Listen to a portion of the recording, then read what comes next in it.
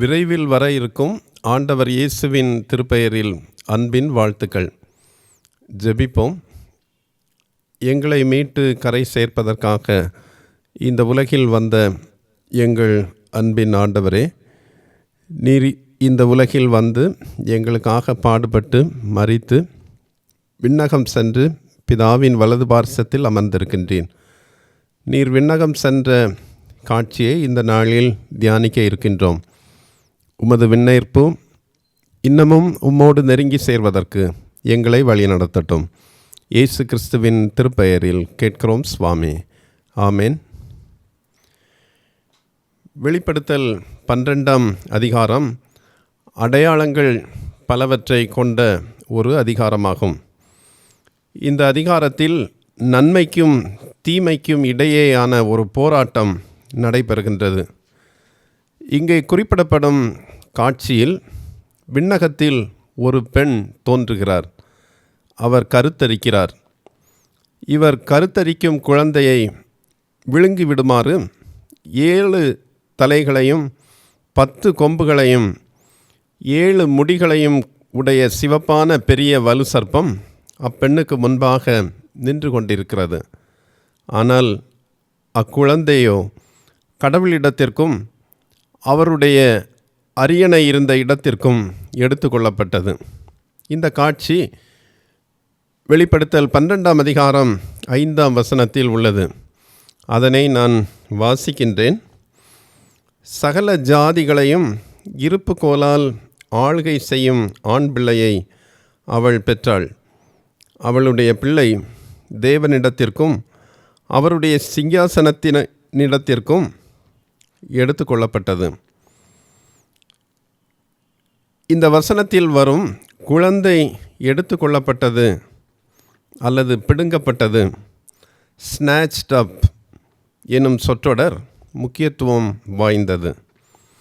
இந்த சொற்றொடர் பல்வேறு விளக்கங்களை கொண்டிருக்கின்றது.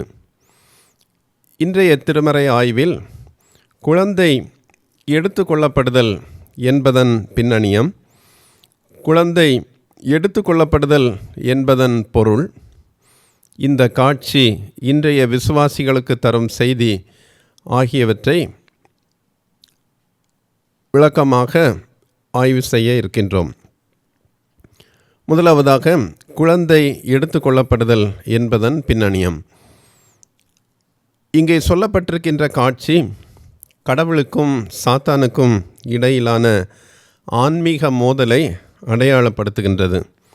இந்த காட்சியில் வரும் சூரியனை அணிந்த பெண் பெரும்பாலும் இஸ்ரவேலரை அல்லது கடவுளின் உண்மையுள்ள மக்களை குறிக்கின்றது. சில வேளைகளில் திருச்சபையையும் அடையாளப்படுத்துகின்றது. அவள் சிரசின் மேலுள்ள 12 நட்சத்திரங்கள் உள்ள கிரீடம் இஸ்ரவேலின் 12 கோத்திரங்களை குறிக்கின்றது. இந்த காட்சியில் சொல்லப்படும் சிவப்பான பெரிய வலு சர்ப்பம் குழந்தையை விழுங்க ஆயத்தமாக நிற்கிறது. இது கடவுளின் இரட்சிப்பின் திட்டத்தை எதிர்த்து மேசியாவை அழிக்க முற்படும் சாத்தான் என தெளிவாக அடையாளப்படுத்தப்படுகின்றது. கருவுற்றிருக்கும் பெண்ணுக்கு பிறந்த ஆண் குழந்தை பெரும்பாலும் இயேசு கிறிஸ்துவே என்று புரிந்து கொள்ளப்படுகின்றது. அவர் இருப்பு செங்கோல் மூலம் நாடுகளை ஆட்சி செய்கின்றார். இதுதான் இந்த காட்சியினுடைய பின்னணியம். அடுத்ததாக குழந்தை எடுத்து கொள்ளப்படுதல் என்பதன் பொருள். இந்த குழந்தை கடவுளிடத்திற்கும் அவருடைய அரியணை இருந்த இடத்திற்கும் எடுத்து கொள்ளப்பட்டது என நாம் 12ஆம் அதிகாரம் 5ஆம் வசனத்தில் வாசிக்க கேட்டோம். இங்கு சொல்லப்படும் எடுத்து கொள்ளப்படுதல் அல்லது பறிக்கப்படுதல் என்பது மிகவும் முக்கியத்துவம் வாய்ந்த ஒரு சொல்லாகும். கிரேக்க மொழியில் எடுத்து கொள்ளப்படுதல் கார்பசோ என்பதற்கு கைப்பற்றுதல், பிடித்தல் அல்லது வலுக்கட்டாயமாக எடுத்தல் ஆகிய பொருள்களை கொண்டிருக்கின்றது. இதற்கு பின்வரும் இறையியல் விளக்கங்கள் உள்ளன. முதலாவதாக, கிறிஸ்துவின் விண்ணேற்பை இந்த எடுத்துக்கொள்ளுதல் குறிக்கின்றது. த அசஷன் ஆஃப் கிரைஸ்ட். எடுத்துக்கொள்ளப்படுதல் என்பது இயேசு கிறிஸ்துவின் உயிர்த்தெழுதலுக்கு பிறகு பரலோகத்திற்கு ஏறுவதை குறிக்கிறது என்பது முதன்மையான விளக்கமாகும். அப்போஸ்தலர் 1 அதிகாரம் 9 இயேசு சீடர்களின் கண்களுக்கு முன்பாக பரலோகத்திற்கு ஏறுகின்றார். இயேசு பரலோகத்திற்கு ஏறுவது என்பது அவருடைய பூமிக்குரிய ஊழியத்தின் முடிவு மட்டுமல்ல, அவருடைய முழுமையான மீட்பு பணியை உறுதிப்படுத்துவதும் ஆகும். குழந்தை கடவுளிடத்திற்கும் அவருடைய அரியணை இருந்த இடத்திற்கும் எடுத்து கொள்ளப்பட்டது என்பது குழந்தையின் இரட்சிப்பின் வேலை அல்லது மேசியாவின் மீட்பின் பணி நிறைவேற்றப்பட்டது என்பதை அடிக்கோடிட்டு காட்டுகிறது. குழந்தை எடுத்துக்கொள்ளப்பட்டது என்பதற்கான இரண்டாவது விளக்கம் கிறிஸ்துவின் வெற்றி, த விக்ட்ரி ஆஃப் கிரைஸ்ட். கடவுளிடமும் அவரது அரியணையிடமும் பறிக்கப்படுதல் என்பது கிறிஸ்து உயர்த்தப்படுவதையும் நித்திய காலமாக கடவுளின் வலப்பக்கத்திலிருந்து ஆட்சி செய்வதையும் உறுதிப்படுத்துகிறது. கிறிஸ்துவை அழிக்க முயன்ற சாத்தான் உட்பட தீய சக்திகளின் மீது கிறிஸ்துவின் வெற்றியை இது குறிக்கிறது. பாவம், மரணம் போன்ற தீமைகளின் பிடியிலிருந்தும் கிறிஸ்து எடுத்துக்கொள்ளப்படுகின்றார். எடுத்துக்கொள்ளப்பட்ட கிறிஸ்து வெற்றி பெற்றவராக பூமியின் மக்களை இருப்புக்கோலால் ஆட்சி செய்வார் என்ற செய்தியும் வெளிப்படுத்தல் 12 அதிகாரம் 5 தொடக்கத்தில் சொல்லப்பட்டிருக்கின்றது. கிறிஸ்துவின் வெற்றியை எபிரேய நூலின் ஆசிரியர் எபிரேயர் 1 அதிகாரம் 3 பின்வருமாறு கூறுகின்றார்.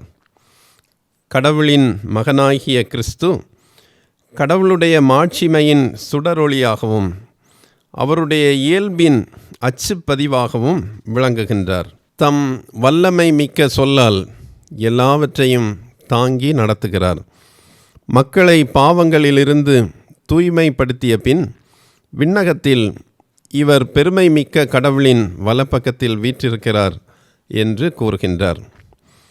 குழந்தை எடுத்துக்கொள்ளப்பட்டது என்பதற்கான மூன்றாவது விளக்கம் கிறிஸ்துவின் பாதுகாப்பு, த ப்ரொடெக்ஷன் ஆஃப் கிரைஸ்ட். குழந்தை எடுக்கப்பட்டது என்பது கடவுளின் இரட்சிப்பின் திட்டத்தின் பாதுகாப்பை குறிக்கின்றது. நன்மைக்கும் தீமைக்கும் இடையே கடுமையான போர் நடந்தாலும் கடவுளின் நோக்கங்களை தடுக்க இயலாது. கிறிஸ்து அல்லது மேசியாவை அழிக்க நினைக்கும் முயற்சி மத்தேயு 2 அதிகாரம் 16-18 சொல்லப்பட்டுள்ள ஏரோது ஆண் குழந்தைகளை கொன்று குவிப்பதிலிருந்து தொடங்கியது. மத்தேயு 4:1-11 வனாந்திர சோதனை மூலமும் இறுதியில் சிலுவையில் அறையப்படுவதன் மூலமும் கிறிஸ்துவின் பூமிக்குரிய வாழ்வை அழித்துவிட சாத்தான் கடினமாக முயன்றான். எனினும் கடவுளின் திட்டமே இறுதியில் வெற்றி பெற்றது. லூக்கா 23 அதிகாரம் 46 இயேசு இறுதியாக, பிதாவே, உமது கைகளில் என் ஆவியை ஒப்புக் கொடுக்கிறேன் என்று கூறி தந்தையின் பாதுகாப்பு மற்றும் பராமரிப்பில் நம்பிக்கை வைக்கின்றார். எனவே இயேசு விண்ணகத்திற்கு எடுத்துக்கொள்ளப்பட்டார்.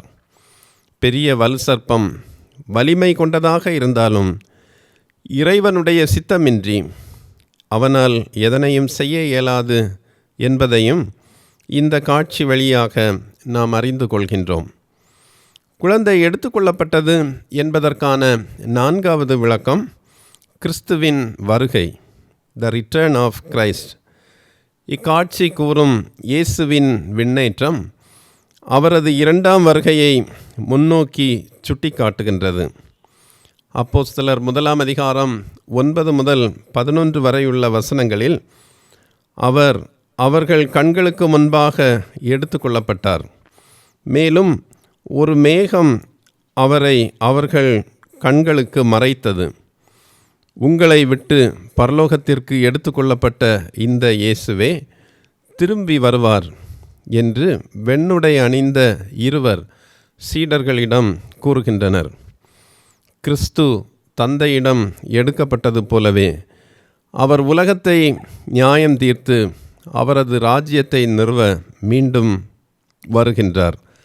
வெளிப்படுத்தல் 19ஆம் அதிகாரம் 11 முதல் 16 வரை உள்ள திருமறை பகுதியிலும் நாடுகளை ஆள்வதற்கு இரும்பு செங்கோலை பயன்படுத்தி வெற்றி கொள்ளும் ராஜாவாக கிறிஸ்து திரும்பவும் வருகிறார் என்று சொல்லப்பட்டிருக்கின்றது.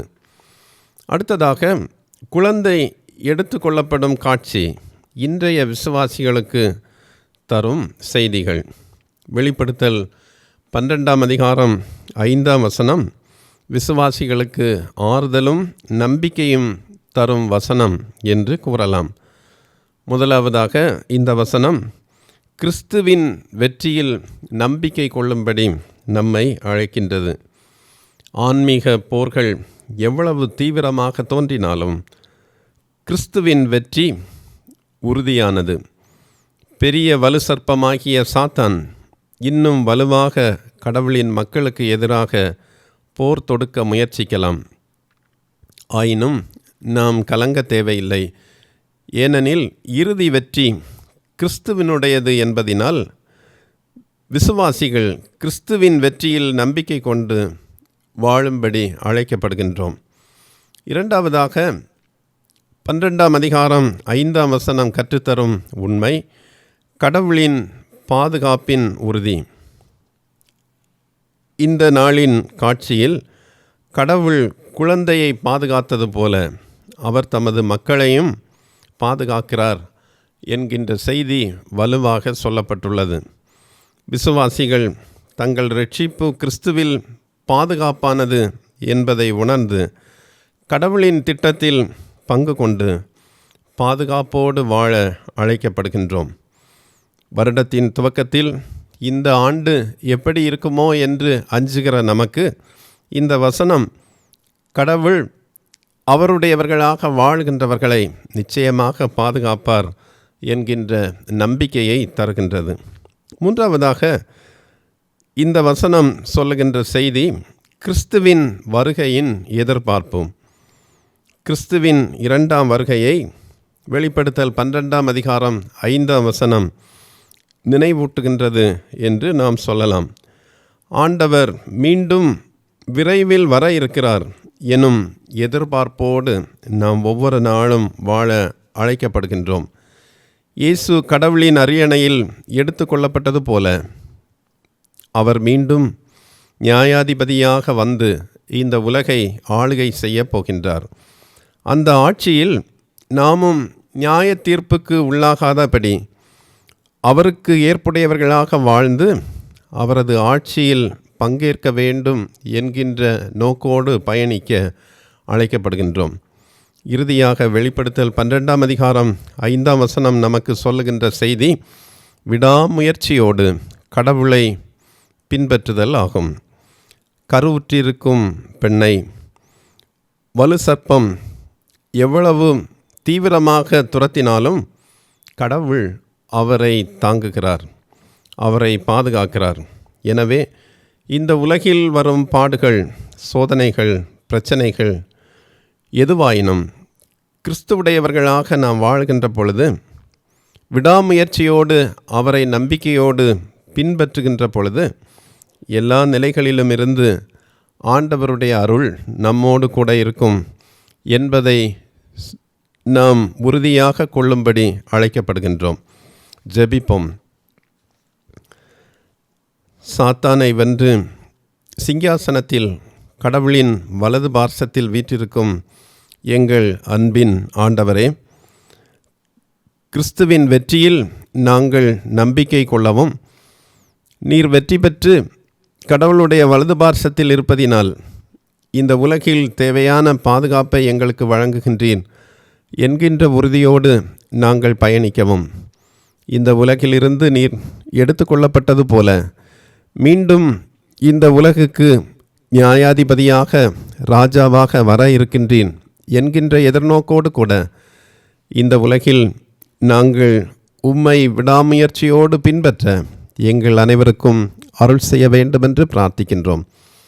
எல்லாவித போராட்டங்களிலும் கடினப்பாடுகளிலும் நாங்கள் சோர்ந்து விடாதபடி உம்மையே உறுதியாக பின்பற்றி வாழ தூய ஆவியர் எங்களுக்கு உதவி செய்ய வேண்டுமென்று இயேசு கிறிஸ்துவின் பெயரில் கேட்கிறோம் சுவாமி.